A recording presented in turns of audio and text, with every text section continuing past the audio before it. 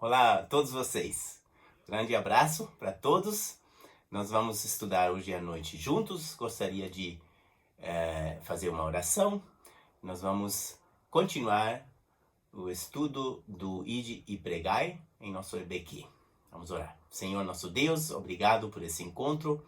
Abençoe a todos e faça de nós essas pessoas obedientes a Ti, que por amor Te obedecem e por amor seguem a Ti. Que nós aprendamos a obediência pela fé, da qual a Tua palavra fala tanto. Nos abençoe e que a Tua palavra realmente tenha acesso aos nossos corações. Abrimos nossos corações a Ti, a Tua influência. Nos abençoe a todos que estão assistindo. Em nome de Jesus oramos. Amém. Vai ser um pequeno estudo sobre Atos, onde nós vamos aprender como os apóstolos proclamaram o Evangelho. E é necessário a gente voltar para as raízes, voltar para a essência do Evangelho, porque muito se prega coisa que tem pouco e até nada a ver com o Evangelho de Jesus Cristo. O que é uma tristeza. Deus nos salvou, nos deixou por aqui somente para darmos testemunho da maravilhosa graça de Jesus. Então, vamos lá. Nós proclamamos o Evangelho. No livro de Atos, nós vamos considerar 5 elementos essenciais na propagação da mensagem da salvação. E depois vamos ver 4 pontos essenciais na própria vida do apóstolo Paulo. E que podemos esperar que aconteçam na vida dos convertidos também. Os elementos essenciais na proclamação do Evangelho são, primeiramente, precisa ser enfatizado ou enfatizada a palavra de Deus. Ela é o ponto central da mensagem e não experiências próprias, apesar que a gente faz experiências com a palavra de Deus, mas a semente divina, ela está na própria palavra de Deus. Assim lemos em Atos 8:4, eles iam por toda parte pregando a palavra. Quando Lucas enfatiza o crescimento da igreja, ele enfatiza que foi a palavra que crescia. Assim a palavra do Senhor crescia e prevalecia poderosamente. Então é a própria palavra de Deus que faz o crescimento, que causa o crescimento. Os bereanos se tornaram crentes através do estudo da palavra de Deus. Nós lemos assim, que eles receberam a palavra, Atos 17:11, sobre eles. Mas eles, tudo o que foi falado, eles procuraram nas escrituras se realmente era assim como o pregador apresentava. Então eles confiavam na palavra de Deus. E isso fez com que eles fossem chamados de nobres cristãos. Cristãos nobres são cristãos que procuram a verdade, que não aceitam superficialmente, mas procuram profundamente se ligar com a palavra de Deus. Importante também é que os primeiros cristãos afirmavam que a mensagem que eles falavam, que eles difundiam, não era meramente palavra de homens, mas sim palavra de Deus. 1 Tessalonicenses, capítulo 2, 13, Paulo fala assim, eu preciso ler essa referência, 1 Tessalonicenses 2, 13. Também agradecemos a Deus sem cessar o fato de que, ao receberem da nossa parte a palavra de Deus, vocês a aceitaram não como palavra de homens, mas conforme ela verdadeiramente é, como palavra de Deus que atua com eficácia em vocês, os que creem. Lindo! Em nossos dias é muito comum a sugestão de que devemos ser mais sutis quando falamos de Jesus. E aí até estão sendo sugeridas palavras como tipo, deixa a Bíblia fora e fala você. Mas se fizermos isso, nós colocaríamos de lado nossa maior ferramenta, é a própria palavra de Deus. Seríamos uns tolos se seguíssemos essas palavras. É claro que o sábio ganha almas, mas sabedoria vem da palavra de Deus recebida no coração. Hebreus 4:12 diz que a palavra de Deus é viva e eficaz e mais cortante de que qualquer espada de 2 gumes. Ela penetra e faz separação, assim a Bíblia diz, das coisas que não prestam e das coisas que são boas. Deus separa e Deus mostra o coração do homem e o coração de Deus, sua justiça e sua magnífica salvação. É a palavra de Deus que converte a pessoa e não palavras persuasivas de homens. Mesmo que a gente tenha a melhor vontade, ainda serão fracas e impuras em comparação com a perfeita palavra de Deus. Então confiemos na eficácia da palavra de Deus viva. Tem uma aplicação aqui. A palavra de Deus é o agente principal na propagação do evangelho. Quando a gente fala a palavra de Deus, nós correspondemos a uma necessidade. Então temos que corresponder a uma necessidade. Um grande missionário que eu admiro muito, Don Richardson, ele foi um missionário que notou, que também ensinou muitos aos missionários prestarem atenção onde está a necessidade das pessoas. Não será muito útil da gente começar a pregar sobre tudo que a gente reconheceu, sem prestar atenção onde as pessoas estão e falar o que elas precisam ouvir. E podemos assim perder muito tempo e até nos desviar da mensagem principal da palavra de Deus. Então tenha cuidado. Don Richardson, ele procurava mesmo na cultura onde ele ia, ver onde que eles poderiam entender a mensagem da palavra de Deus no contexto deles. E onde eles sentiam necessidade de salvação. E correspondendo à necessidade é uma maneira bem inteligente de nós evangelizarmos, o que o apóstolo Paulo fez, o que Felipe fez, e nós também precisamos aprender a fazermos assim. Vamos continuar. Então, no mundo de hoje, isso seria a procura por liberdade, por conforto, paz, segurança. As pessoas querem receber a palavra de Deus, a mensagem de Cristo apresentada da maneira como eles podem melhor entender. Mas é claro, sempre por meio da palavra de Jesus. Não mudamos a mensagem, não, mas aplicamos e fazemos correspondê-la às necessidades das pessoas. Isso é bem precioso. Tem os elementos essenciais da proclamação da palavra. O terceiro é falar de uma pessoa. Nós não estamos apresentando uma nova ideologia. Nós não estamos apresentando um sistema, um método. Não, nós estamos falando da melhor pessoa, da maior pessoa, Deus, Jesus Cristo.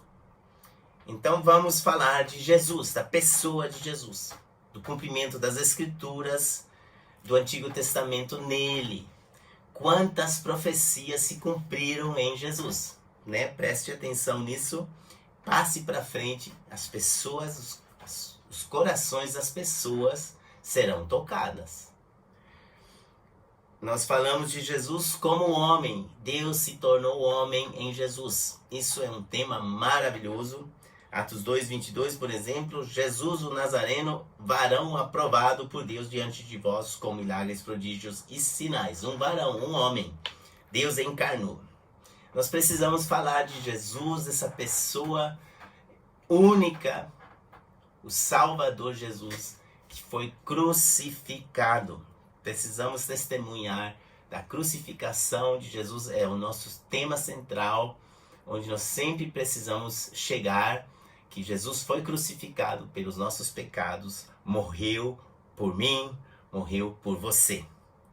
Nós precisamos falar de Jesus que ressuscitou e que agora está reinando, mas não visivelmente, mas pode reinar em corações. E seu coração vai ser a amostra para eles da diferença que há quando Cristo reina numa pessoa.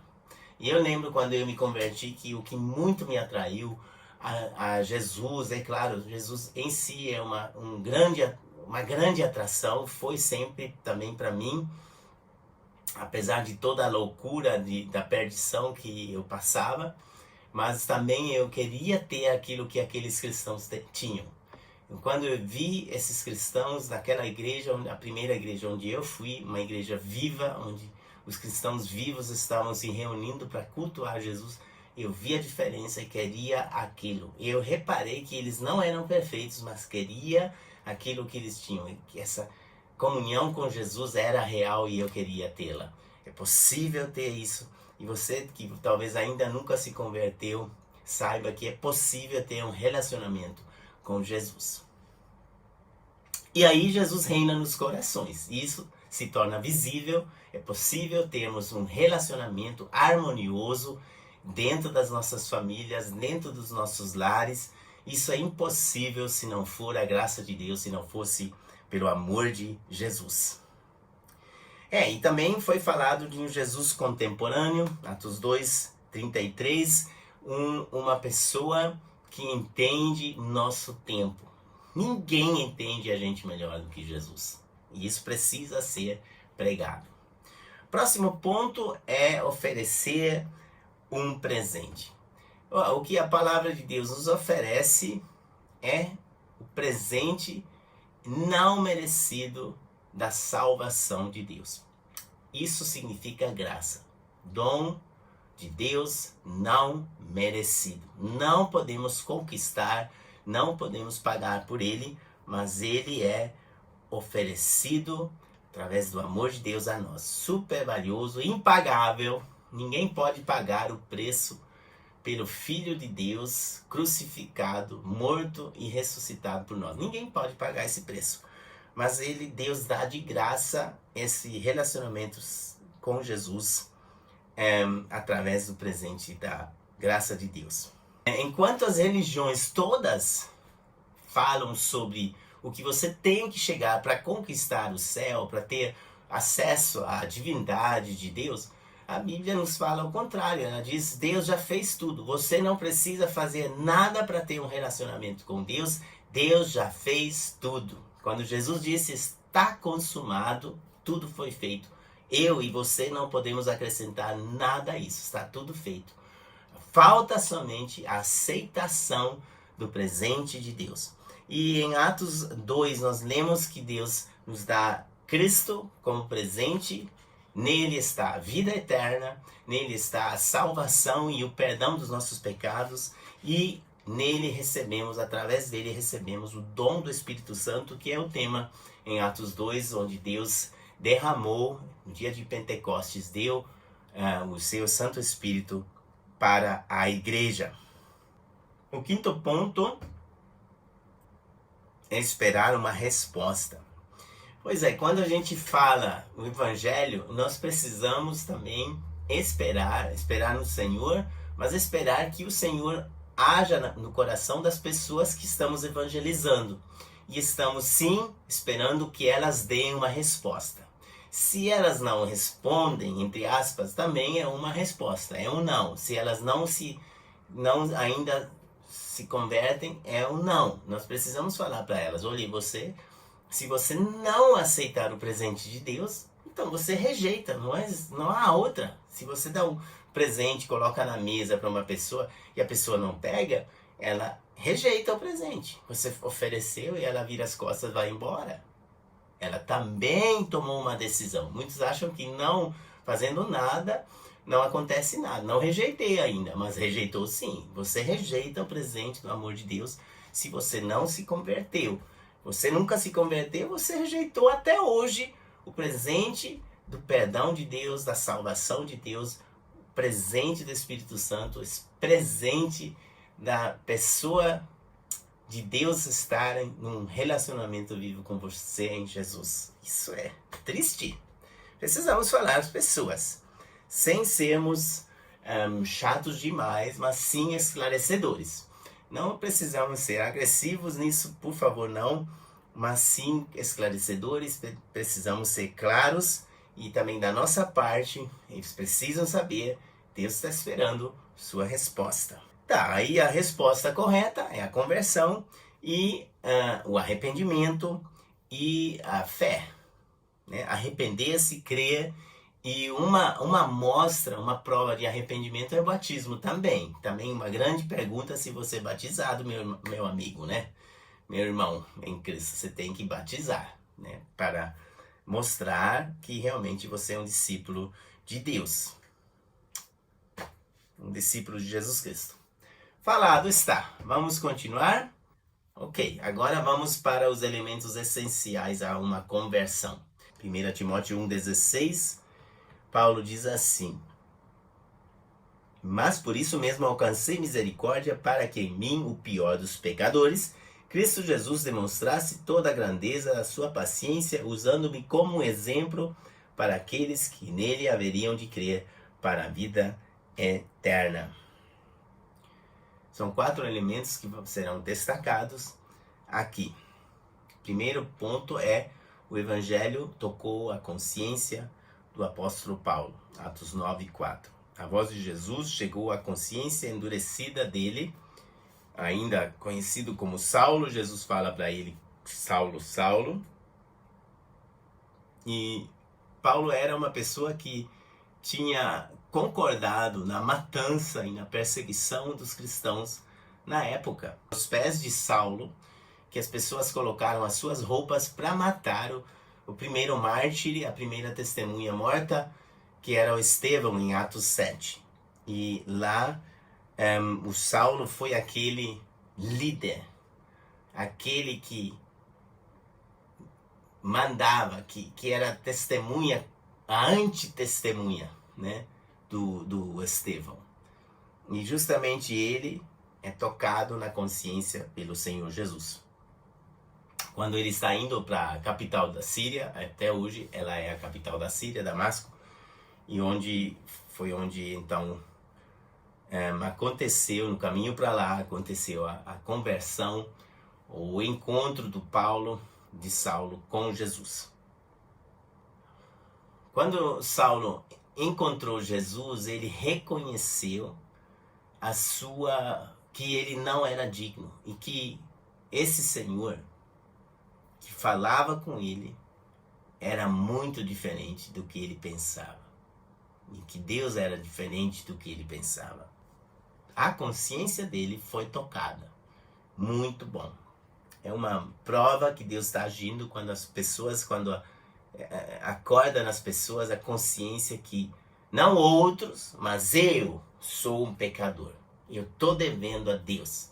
Isso aconteceu nesse momento e foi bem dramático, porque 3 dias o apóstolo, o ainda Saulo, o ainda perseguidor da igreja, ficou cego, não comeu, não bebeu, e de certo Deus trabalhou no coração dele todas essas cenas de dureza e de malícia, que ele era um carrasco, que ele era uma pessoa má, um vingador, achando que podia vingar a Deus e agir em nome de Deus, e o que era uma afronta contra Jesus, uma afronta contra o Deus de Israel. Ele não era digno de se levantar como juiz sobre pessoas, e olhe como isso o humilhou agora. Nesses momentos, quando ele estava cego, ele percebeu: não estou cego agora só, eu estava cego antes o tempo todo, não via a luz de Deus. E olhe que ele era uma pessoa que conhecia a Bíblia, e mesmo assim ela não trabalhava no coração dele. Ela não podia trabalhar porque o coração dele estava duro. Agora o Evangelho mudou a mente de Paulo. O Evangelho mudou sua mente. Atos 9:5. Quem és tu, Senhor? Foi a pergunta. Ele está procurando conhecer aquele que está na sua frente e reconhece quem é, porque Jesus se apresenta: eu sou Jesus a quem tu persegues. Mas Paulo não tinha perseguido Jesus, ele perseguiu os seguidores de Jesus. Mas para Jesus é a mesma coisa. Como Jesus se identifica conosco quando somos suas testemunhas, ele está em nós e nós nele. Isso é maravilhoso. Aproveite-se, se alegre nisso, seja grato a isso.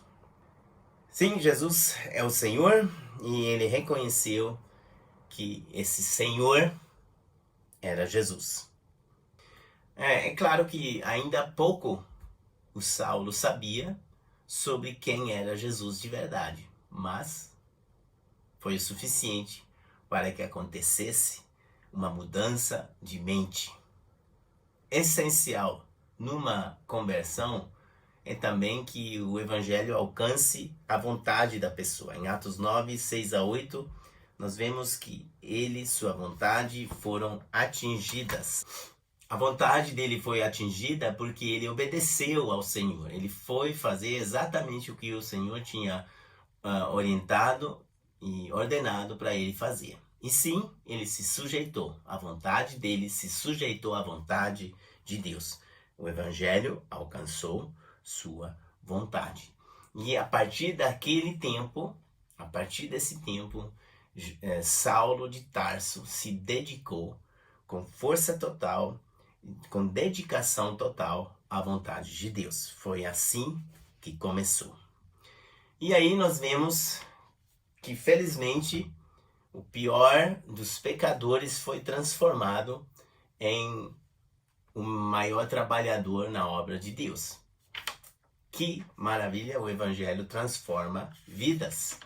O apóstolo Paulo foi grandemente transformado pela obra do amor de Deus na sua vida, pela obra de Jesus na sua vida. Aqui tem ainda alguns pontos onde podemos ver a transformação. Temos A até F. A, B, C, D, E, F. 6 pontos. O primeiro é a oração. No versículo 11 você pode ler que é falado para o Ananias, olha, ele vai se encontrar orando. Mas Saulo de Tarso sempre orava. Não orava de verdade. Ele achava que estava orando, mas não estava orando. Estava falando para si, estava se achando. E nenhuma das orações dele chegaram ao trono de Deus por ele ser tão ignorante, tão cheio de orgulho, onde a Bíblia diz que Deus resiste ao orgulhoso, mas dá graça aos humildes. E aqui foi o início, começou a humilhação do Paulo. Paulo se humilhou e com um coração quebrantado, agora tudo é diferente. Ele está sendo transformado e a oração dele está sendo oração. Ele está falando com Deus, até que enfim. O segundo sinal que a conversão é verdadeira é sempre quando a pessoa ama o povo de Deus. Como está aqui no slide, goza na companhia dos crentes. Tem prazer na companhia dos crentes. Isso está escrito nos versículos 19 e 20. Quem é cristão vai procurar a companhia dos outros cristãos. Não vai se isolar, não vai achar que ele é melhor do que os outros, mas vai aceitar a comunidade dos cristãos, apesar dos erros deles. Que eles têm erros, mas ele vai se juntar a eles. Agora, o próximo ponto é ser o testemunho. No versículo 20, vemos que ele já, desde o início, ele dá testemunho daquilo que ele achou em Jesus. A salvação, o cumprimento da palavra de Deus, o prazer da comunhão com Deus, vida eterna. Ele dá testemunho e ele cresce. Próximo ponto, tem que existir um crescimento espiritual. E Paulo foi uma pessoa que testemunhou desde o início a palavra de Deus e ele se fortalecia na palavra de Deus e foi uma pessoa que confundia. Como eu gosto dessa palavra. Então Paulo não estava confundindo, mas as pessoas estavam afirmando ele está confundindo.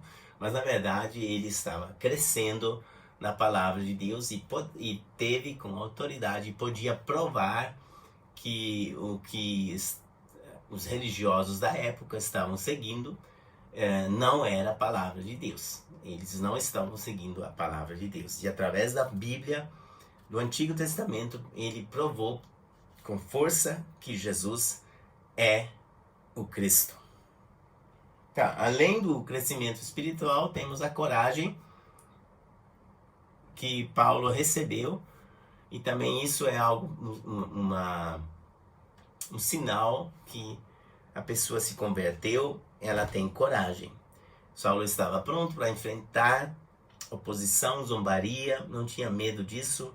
Sua mudança foi verdadeira. E ele se sujeitou a muitas perseguições, ele sofreu muitas perseguições, mas não estava arrependido de seguir a Jesus, pelo contrário. Sempre firme, afirmando com coragem que ele, Jesus, é o caminho da salvação, onde ele ia. E, finalmente, nós temos ainda a plenitude do Espírito Santo, o Espírito Santo que é um espírito de poder, de amor e de equilíbrio. 2 Timóteo capítulo 1:7, esse espírito estava tendo acesso a toda a vida do Paulo, e através do Paulo foi manifestado o testemunho de Jesus. Ele foi uma testemunha de Jesus. Então nós precisamos nos perguntar se estou sendo usado por Deus para entregar a mensagem do Evangelho. Preciso começar, se ainda não evangelizei ninguém. E Deus quer que o fruto da ação do Espírito Santo seja visto na minha vida. Gálatas 5:22, esses frutos do Espírito precisam se tornar visíveis em minha vida. E se eu não tiver nenhuma transformação, se não houver transformação e crescimento na minha vida, eu preciso me perguntar se realmente me converti a Jesus, porque Deus vai dar, como resposta à nossa conversão e ao nosso arrependimento, vai dar sempre transformação. Então precisamos procurar uma conversão genuína e um arrependimento genuíno que causa depois, que dá lugar, dá espaço para o Espírito Santo de novo, porque tudo que atrapalha o nosso pecado, nosso egoísmo, precisa ceder o espaço para Deus, para que sejamos suas testemunhas. Tá, tem ainda alguns exemplos como podemos evangelizar, como podemos explicar o Evangelho. Aí tem as 4 leis espirituais. As 4 leis é assim: Deus tem um plano para as nossas vidas, somos pecadores e estamos afastados de Deus. Deus mandou Jesus para ser nossa salvação, ele é a ponte da salvação. E 4º ponto, nós precisamos aceitar pela fé o amor de Deus para acertarmos os planos de Deus. Esse seria, em poucas palavras, e assim da minha memória, as 4 leis espirituais. Não sei se eu acertei, mas é assim que eu lembro. Tem também a PEC ensina o livro 100 palavras, que está sendo muito usado para crianças, e é um livro que conta a história do Evangelho sem ter uma palavra escrita ali. São apenas cores. Então tem uma capa verde, e a primeira página que você vai abrir é uma página dourada que vai falar de Deus, que Deus é um Deus santo, que Deus é um Deus maravilhoso, que ele habita no céu, onde tem o seu trono de ouro, onde está tudo maravilhosamente limpo e só a luz.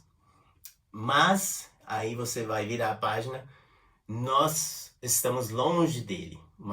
Abre-se a página preta, e você vai explicar que nós somos pecadores e que por causa do pecado estamos longe de Deus, né? Todos pecaram e carecem da glória de Deus, né? Pode virar a página, mostrar preto e o ouro. Não chegamos assim no céu, não vamos nem entrar com o coração assim, afastado de Deus.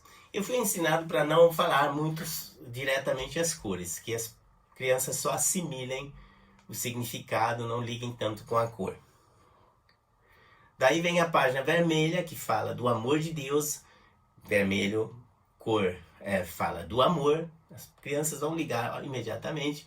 Você vai falar que Deus amou o mundo tanto que enviou Jesus, e que Jesus morreu numa cruz onde derramou seu sangue por nós. aí você pode falar do sacrifício de Jesus. Aí você vira a página e vai falar: nossos corações cheios de pecado, de escuridão, precisam ir até a cruz. E na cruz, o sangue de Jesus faz o milagre acontecer.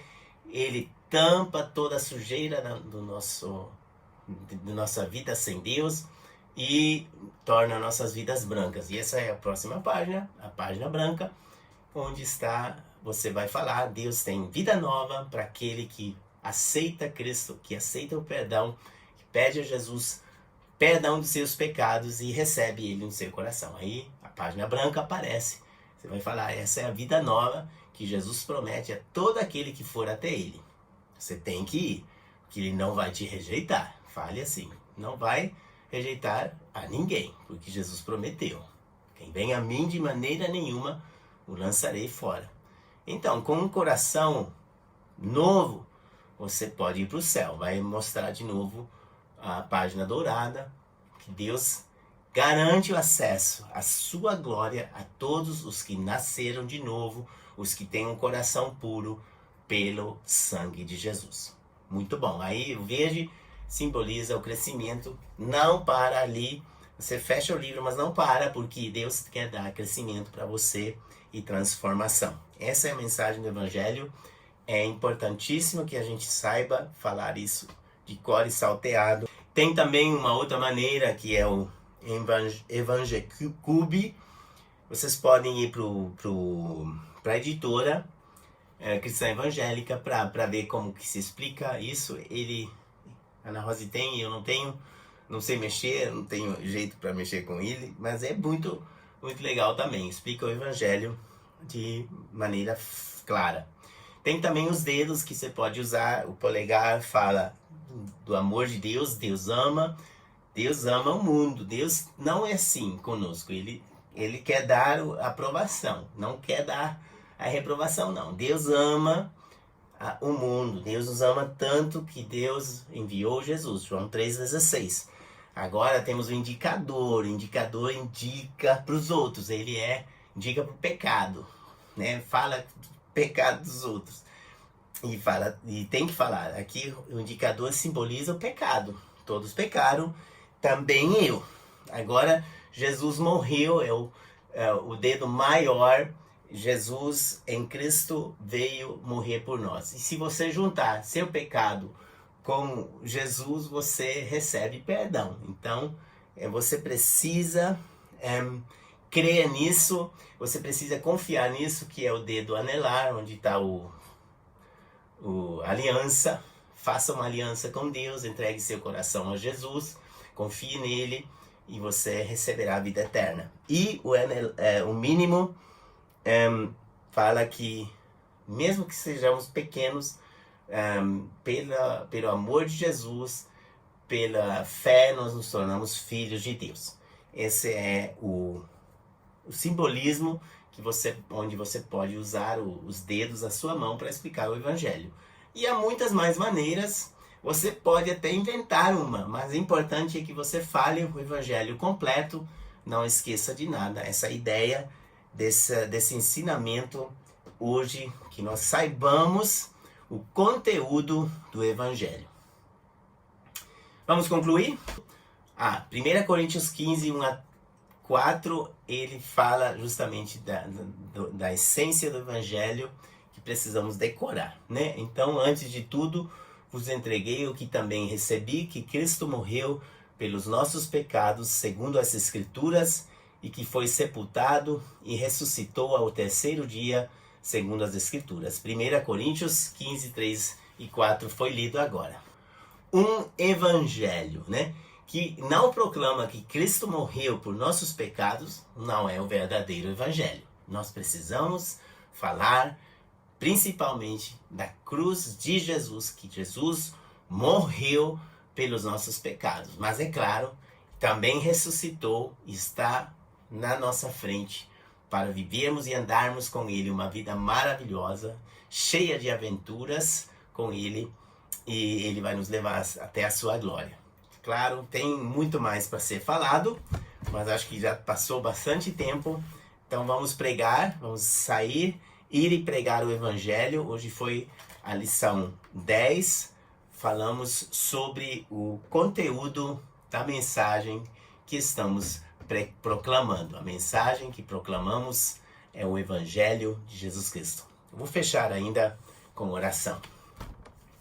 Senhor, muito obrigado. Senhor, nosso Deus, te louvamos através do nosso Senhor Jesus Cristo, Pai Celestial.